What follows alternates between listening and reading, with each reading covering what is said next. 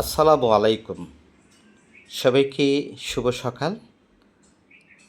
বৃত্তি পরীক্ষা মানে মেধাবীদের এক মেধার লড়াই, মেধাবীদের কলমে কলমে লড়াই।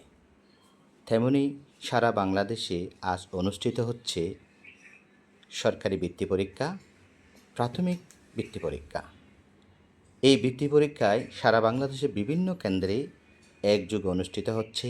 আমরা রয়েছি চকরিয়া কেন্দ্র উচ্চ বিদ্যালয়, একটি কেন্দ্র যেখানে মেধাবীদের পদচারণায় মুখরিত হয়েছে এবং সেই মেধাবীদের প্রাণ চঞ্চলতায় আজকের এই কেন্দ্রীয় উচ্চ বিদ্যালয়, যেখানে 1031 জন পরীক্ষার্থী বৃত্তি পরীক্ষা অংশগ্রহণ করছে, আমরা তাদের জন্য শুভকামনা, তাদের এই বৃত্তি পরীক্ষার সফলতা কামনা করছি। আল্লাহ হাফেজ।